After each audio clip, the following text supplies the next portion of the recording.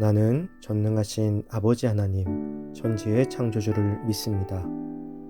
나는 그의 유일하신 아들, 우리 주 예수 그리스도를 믿습니다. 그는 성령으로 잉태되어 동정녀 마리아에게서 나시고 본디오 빌라도에게 고난을 받아 십자가에 못 박혀 죽으시고 장사된 지 사흘 만에 죽은 자 가운데서 다시 살아나셨으며 하늘에 오르시어 전능하신 아버지 하나님 우편에 앉아 계시다가 거기로부터 살아있는 자와 죽은 자를 심판하러 오십니다. 나는 성령을 믿으며 거룩한 공교회와 성도의 교제와 죄를 용서받는 것과 몸의 부활과 영생을 믿습니다. 아멘.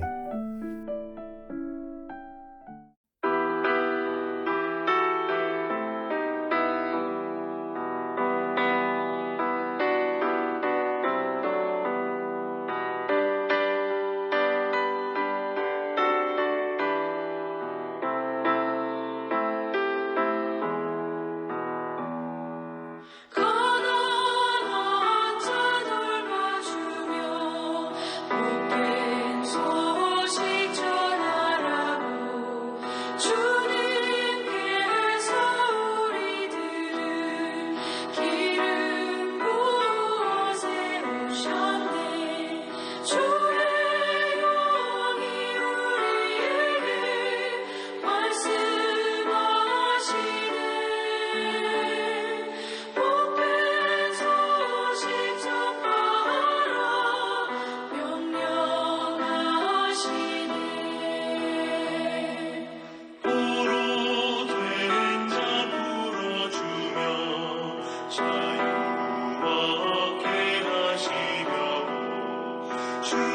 주님께서 우리들을 땅끝까지 보내시네. 주의 영이 우리에게 말씀하시네. 땅끝까지 전파하라 명령하시네.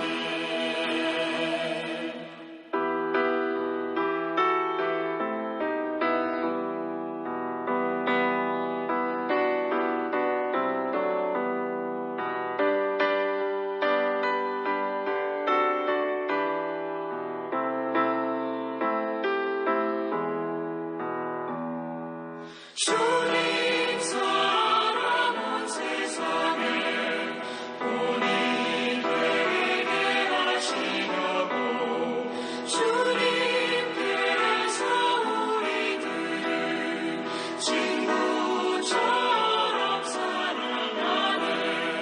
주의 영이 우리에게 말씀하시네.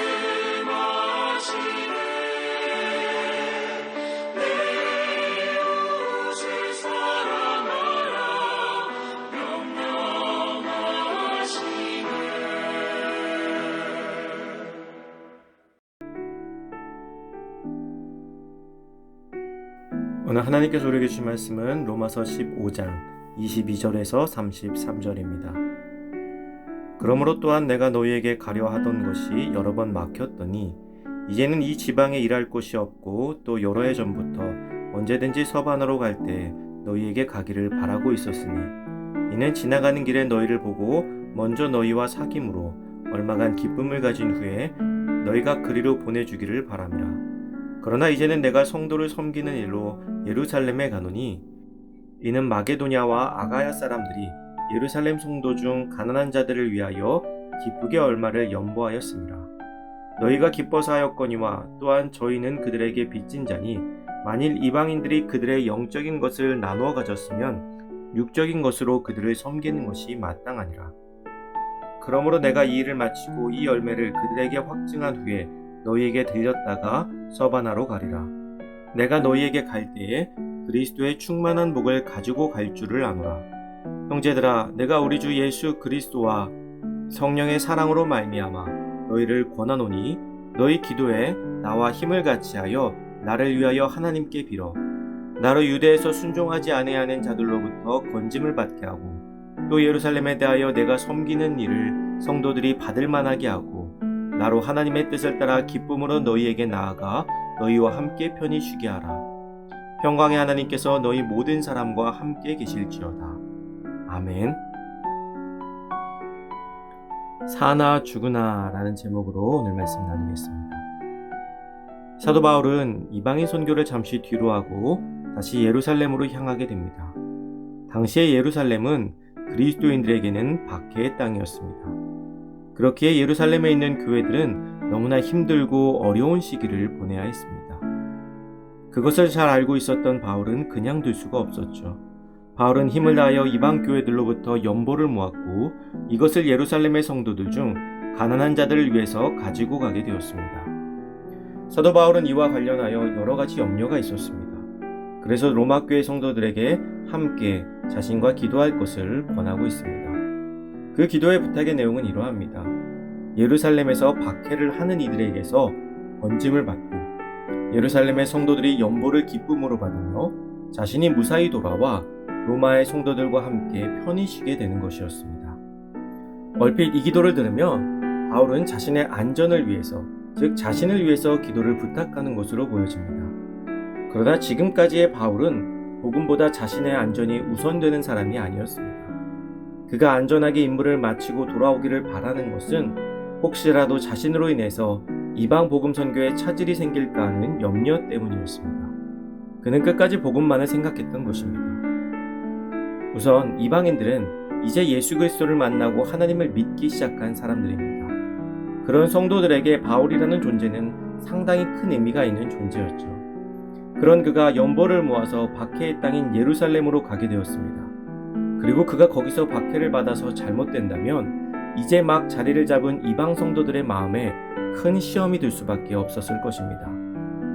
바울은 단순히 자신의 안위를 걱정하는 것이 아니라 자신이 잘못됨으로 인해서 복음의 길이 다시 막히게 되지 않을까 염려하였던 정말 뼛속까지 복음 전도자였던 것입니다.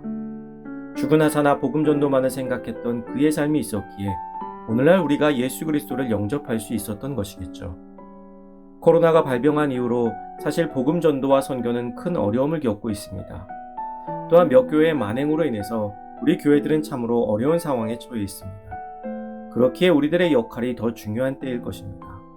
우리는 그리스도인으로서 우리의 안위보다는 참된 복음을 전하는 자로서의 삶을 살기 위해 기도해야 합니다. 나로 인해 복음이 가려워지지 않도록 기도하고 복음을 품은 삶을 살기 위해서 노력하는 우리가 되기를 소망합니다. 또한 바울은 예루살렘의 성도들이 준비된 연보를 받기를 기도 부탁하였습니다.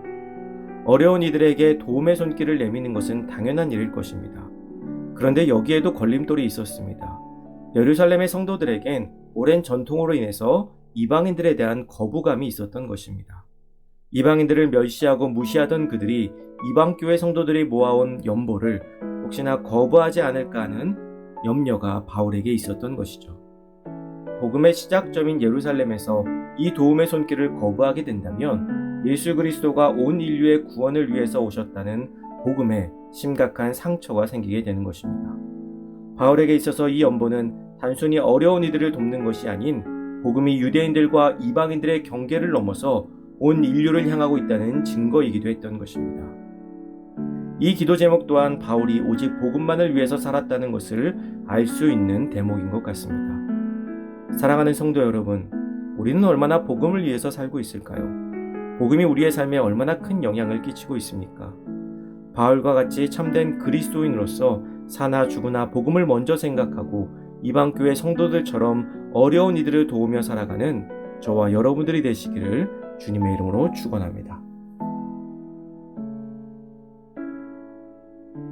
이 시간 주어진 기도 제목을 놓고 기도하고 또 각자의 기도 제목을 가지고 기도하도록 하겠습니다.